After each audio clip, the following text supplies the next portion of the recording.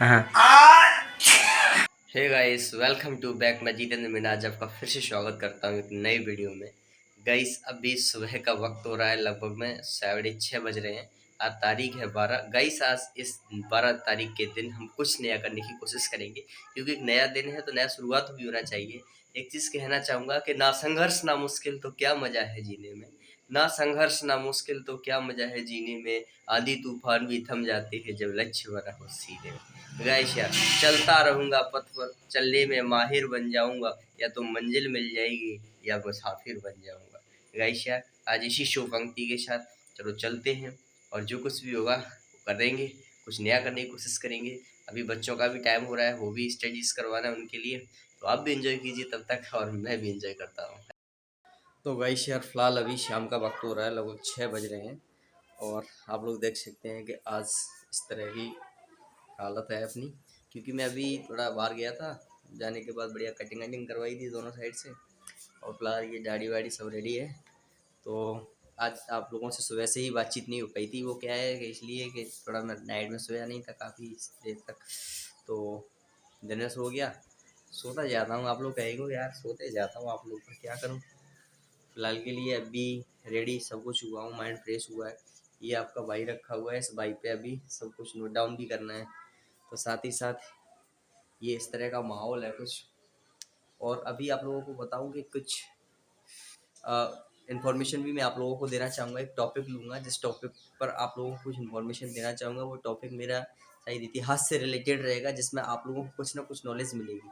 तो अभी क्या है कि मैं थोड़ा सा अपना काम कर लूँ। जो जीएस का मेरा पोर्सन है वो बोर्ड पर भी लिखना है, फिर उसकी भी क्लास अब रिकॉर्ड करना है। देन उसके बाद क्या है, आप लोगों से मैं डिस्कस करूँगा एक बेहतरीन टॉपिक।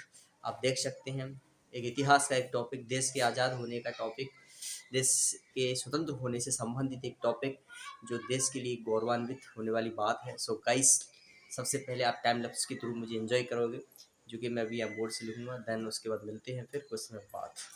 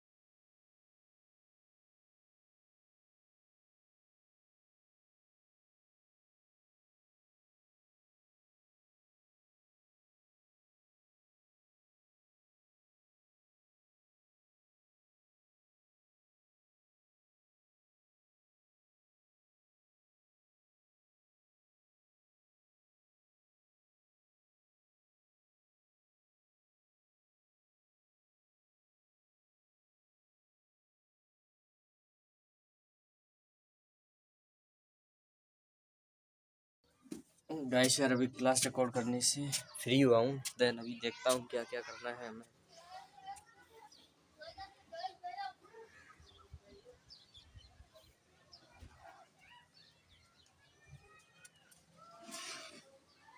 क्या चल रहा है? हम्म, बात कर रहे हो?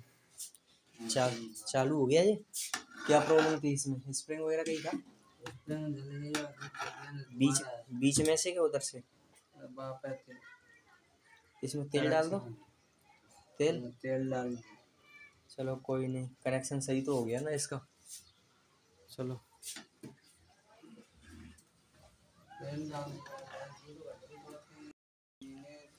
तो हाँ गाइस, मैंने आप लोगों से कहा था कि आज हम एक टॉपिक के बारे में डिस्कस करेंगे। वो टॉपिक जो है हिस्ट्री से रिलेटेड रहेगा।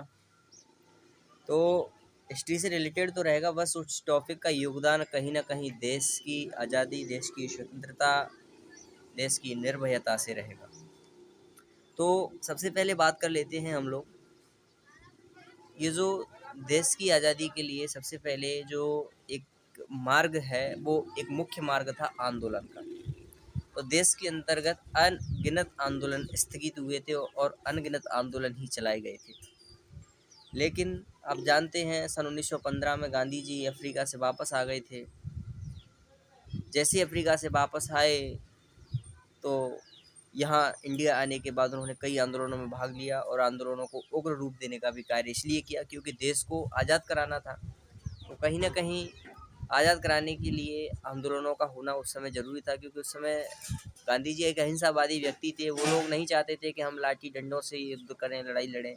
वो अहिंसा के पथ मार्ग पर चलते हुए देश को आज़ाद कराना चाहते थे और अंततः यही हुआ कि देश फाइनली अहिंसा के पथ पर ही चला गया। क्योंकि लड़ाई कहाँ हुई है, आप लोग जानते हैं 1857 में हुई थी, लेकिन वो वैसे अच्छा आंदोलन था, चरम सीमा पर पहुंच भी गया था उस समय, लेकिन कुछ तत्वों के कारण उस समय देश आज़ाद नहीं हो पाया था। उसका नतीजा यही था कि लगभग 100-150 साल देश को और वेट करना पड़ा देश की गुलामी की जंजीरों से बाहर निकलने के लिए। 1857 में बहुत अच्छा हुआ था। फिर उसके बाद में 1920 में हुआ सहयोग आंदोलन, 22 में चौरा चौरी कांड होता है, 25 में भी है, 27-28 में साइमन कमीशन आ जाते हैं और उसके बाद में 1930 में सविनय अवज्ञा आंदोलन हो जाता है। 1939 में आज़ाद हिंद फौज की स्थापना कर देते हैं नेताजी सुभाष चंद्र बोस। वो कहते हैं एक ऐसी फौज जो सिर्फ आज़ाद है इस देश के लिए। तो उन्होंने भी भरसक प्रयास किया। तो फाइनली आप लोगों को मैं बता दूं कि नेताजी सुभाष चंद्र बोस ने जिस आज़ाद हिंद फौज की स्थापना की थी, आज उन्हीं के अस्तित्व के लिए दिल्ली भारत देश की राजधानी है, जहां पर इंडिया गेट और राष्ट्रपति भवन के मध्य में उनकी एक बहुत ही एक कह सकते हैं कि एक मूर्ति पधारी गई है। और साथ ही साथ उस राजपथ का नाम बदल करके कर्तव्य पथ कर दिया गया है, क्योंकि राजपथ एक प्राचीन ब्रिटिश साम्राज्यकालीन नाम था। ब्रिटिश साम्राज्य में जब राजा उस पथ पर चलता था तो उस पथ का नाम दे दिया गया था राजपथ। जब ब्रिटेन की महारानी उस पर चलती थी, जब ब्रिटेन के शासक उस पर जाते थे, तो उसको राजपथ बोल दिया। लेकिन आज मॉडर्न इंडिया है, मॉडर्न आधुनिक समय है, और आधुनिक समय में ये शब्द देश को शोभा नहीं देता था। इसलिए श्री नरेंद्र मोदी जी का विचार हुआ, सभी संस्थाओं का विचार हुआ, विचार विमर्श करने के बाद इस मार्ग का नाम बदल करके कर्तव्य पथ कर दिया गया। और उनका मुख्य मोटिव ये था कि जो भी इंसान इस पथ पर जब जाएगा और इस पथ का जब नाम सुनेगा तो उसे अपने कर्तव्य की याद आएगी कि देश के प्रति या स्वयं के प्रति उसका क्या कर्तव्य है। तो इसलिए इस नाम के पीछे भी बहुत बड़ा योगदान है अपने कर्तव्य निष्ठा के लिए। ये सारा चेंजेस हुआ। और आप लोग जानते हैं 1942 में भारत छोड़ो आंदोलन भी हुआ था। उसमें सिर्फ लोगों का टारगेट ये था, करो या मरो। उसी समय ये भी था कि आप जानते हैं विश्व युद्ध चल रहा था, और विश्व युद्ध की सिचुएशन में ब्रिटेन ने कहा था कि यदि आप लोग, इंडिया के जितने भी लोग हैं, अगर हमारी वर्ल्ड वार में हेल्प कर देंगे तो हम इंडिया को इजीली हम स्वतंत्र करा देंगे। भाई नहीं, चलो ठीक है यार, ऐसा भी कर लेते हैं। भाई लोगों ने काफ़ी योगदान दिया। फाइनली यार वो समय आया जब देश गुलामी की बेड़ियों को तोड़ करके 1947 15 अगस्त 1947 को देश स्वतंत्र हो गया था। जो कि अंतिम जो गवर्नर जनरल थे लॉर्ड माउंटबेटन, जो कि 3 जून 1947 ईस्वी को एक योजना लेके आए थे। उस योजना में उन्होंने स्पष्ट रूप से कह दिया था कि भारत और पाकिस्तान दो मुल्क होंगे। जो भी व्यक्ति पाकिस्तान जाना चाहता है वो पाकिस्तान जा सकता है, जो इंसान इंडिया में रहना चाहता है इंडिया के अंदर रह सकता है। गाइस उस समय भी एक प्रॉब्लम आई थी। प्रॉब्लम क्या थी? प्रॉब्लम ये थी कि भाई जिसकी इच्छा थी वो पाकिस्तान चला जाए तो वो तो चले गए, किसकी इच्छा थी कि इंडिया में रहना है तो इंडिया में रह लिए। लेकिन यार फिर भी कहते हैं ना, कुछ तत्व ऐसे होते हैं जो देश की स्थिति को बिगाड़ने का काम करते हैं। उस समय 3 तत्व पैदा हुए थे गाइस। 3 तत्व कौन कौन से थे? पहला तत्व ये था कि जूनागढ़ पैदा हुआ था, जो कि वर्तमान में गुजरात में स्थित है जूनागढ़। जूनागढ़ में भी भाई साहब जितने भी लोग थे उन्होंने कह दिया भाई साहब हमें तो स्वतंत्र रियासत चाहिए, हम नहीं ना तो इंडिया में जाना चाहते ना ही पाकिस्तान में जाना चाहते, हम तो अपना स्वयं का देश बनाएंगे जी, हमें स्वतंत्रता है। फिर भाई साहब इन्हीं का एक भाई पैदा हो गया इधर हैदराबाद में, नवाबों का शहर हैदराबाद। वहाँ के नवाब कह रहे थे भाई साहब हम भी अपना स्वतंत्र राज्य बनाएंगे, हम ना इंडिया में जाएंगे और ना ही पाकिस्तान में। तीसरा भाई साहब आप देख सकते हैं जम्मू कश्मीर, स्पष्ट रूप से कह दिया कि जम्मू कश्मीर एक स्वतंत्र राज्य है, स्वतंत्र देश है, इस पर न तो भारत का आधिपत्य है ना ही पाकिस्तान का आधिपत्य। अथक प्रयासों के बाद ये लोग डटे रहे, लेकिन कहते हैं ना बेड़ियों को तोड़ना ही है तो बेड़ियों को तोड़ने के लिए कोई ना कोई तो ऐसा होता है जो पत्थर और शीशा बनकर भी इसे तोड़ देता है गाइस। इन लोगों ने भरसक प्रयास किया स्वतंत्र रहने का, लेकिन देश के अंतर्गत एक व्यक्ति भी पैदा हुए थे जिनका नाम था सरदार वल्लभ भाई पटेल। आज जब बारदोली सत्याग्रह हुआ था तो बारदोली सत्याग्रह की जितनी भी महिलाएं थी उन्होंने उन सरदार की उपाधि वल्लभ भाई पटेल जी को दी थी। तो गाइस यार कहना चाहूँगा कि वो एक ऐसी शख्सियत थी जिसे देश में आज नहीं अपितु आने वाले समय में उनको राष्ट्रीय एकता के परिचायक के रूप में जाना जाता है। आप लोग जानते हैं कि वो एक ऐसे व्यक्ति थे जो देश के अंदर यूनिटी लाना चाहते थे, और उसी यूनिटी के बल पर उन्होंने जूनागढ़ और हैदराबाद को भाई साहब इंडिया में मिला लिया था। उस समय एक उन्होंने ऑपरेशन चलाया था 1948 में, ऑपरेशन पोलो, हैदराबाद मुक्त अभियान। हैदराबाद मुक्त अभियान, हैदराबाद को मुक्ति दिलाओ, मुक्ति दिला के इंडिया में मिलाओ। उसी हैदराबाद ऑपरेशन पोलो 1948 के अंतर्गत हैदराबाद को देश के अंदर विलय करना हुआ, और साथ ही साथ सिग्नेचर कर दिए नवाब साहब ने। बोला भाई हैदराबाद अलग नहीं है, हैदराबाद इंडिया का पार्ट है, इंडिया है, हैदराबाद इंडिया का हिस्सा है। इसी तरह जूनागढ़ आ गया। लेकिन कश्मीर की हट धर्मिता में क्या हुआ, उस समय पंडित जवाहरलाल नेहरू देश के प्रधानमंत्री थे। उन्होंने लिख दिया संविधान में कि आर्टिकल 370 के अंतर्गत कश्मीर भारत का एक अभिन्न अंग है। अभिन्न अंग है, बट ये नहीं लिखा कि कश्मीर भारत का ही हिस्सा है। हिस्सा तो है लेकिन पूर्ण रूप से भारत का नहीं है, एक अभिन्न अंग है। केवल भारत केवल 4 व्यवस्थाओं पर उसका कंट्रोल करता था, विदेश, रक्षा, संचार और एक चीज़ और है। इन 4 चीज़ों पर केवल भारत का नियंत्रण जम्मू कश्मीर के ऊपर था, अन्यथा और जो कुछ भी सिस्टम था वो खुद जम्मू कश्मीर संभालता था। गाइस यार कहते हैं ना उसी चीज़ को भी तोड़ने का काम जो किया था वर्तमान में जो प्रधानमंत्री श्री नरेंद्र मोदी जी ने, उन्होंने भी, और जो गृह मंत्री थे उस टाइम अमित शाह जी ने मिल करके आर्टिकल 370 जो थी उसको नेस्तनाबूद कर दिया था। नेस्तनाबूद करने का मतलब था उसको हटा दिया था, और कहा है कि जम्मू कश्मीर भारत का अभिन्न अंग ही नहीं अपितु भारत का अभिन्न एक हिस्सा है, अपितु जम्मू कश्मीर एक भारत है, जम्मू कश्मीर भारत में है। ये सारी चीज़ उसमें कर दी थी। तो अब कोई ज़्यादा झंझट ही नहीं बचा, जम्मू कश्मीर आ ही गया। बस ये सारी चीज़ है।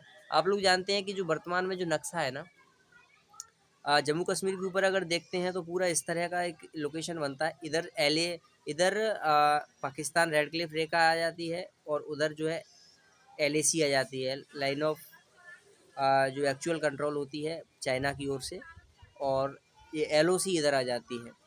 तो कहीं ना कहीं अभी थोड़ा सा ये जो कई युद्ध वगैरह हुए हैं उनमें उन्होंने थोड़ा सा एक अपना भारत का हिस्सा हड़प लिया है।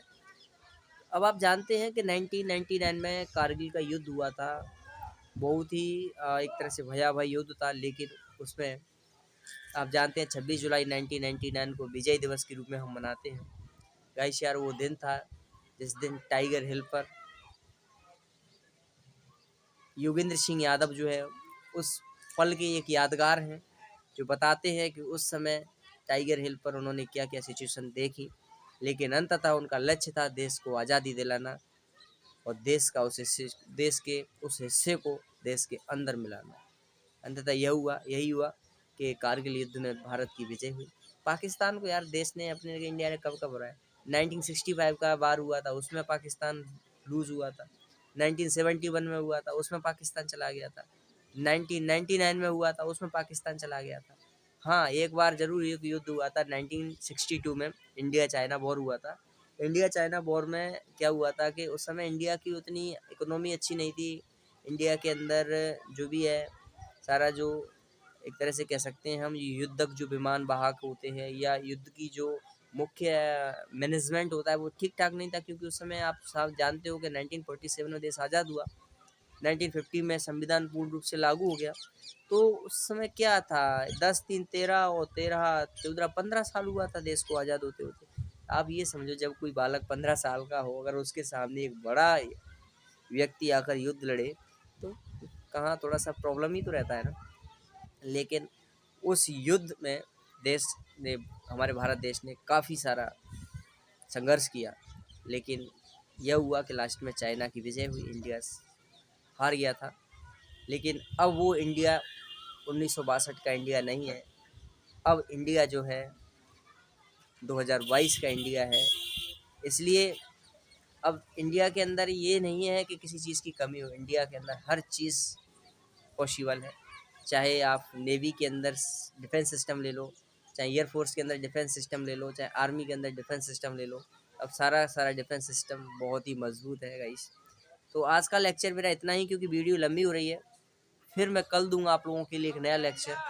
तब तक के लिए आप इस लेक्चर को एंजॉय कीजिए, सुनिए और इससे कुछ सीखिए, क्योंकि आप लोग जो टाइम देते हो देखने के लिए, तो कहीं ना कहीं इस टाइम से आप लोगों को सीखने के लिए मिले, कुछ देश के लिए जानने के लिए मिले। तो गाइस यार, आज के लिए इतना ही, मिलता हूँ नेक्स्ट वीडियो में, तब तक के लिए बाय, जय हिंद। एक चीज़ और कहना चाहूँगा, चैनल पर नए हो चैनल को सब्सक्राइब करना, लाइक करना, शेयर करना, कमेंट करना ना भूलिएगा। मिलता हूँ नेक्स्ट वीडियो में, तब तक के लिए जय हिंद, जय भारत, वंदे। पता नहीं यार क्या हो गया, अभी प्याज काटते काटते पता नहीं ये सल्फर डाइऑक्साइड गैस निकलती है, जिससे कुछ प्रॉब्लम हो गई। चलो कोई नहीं।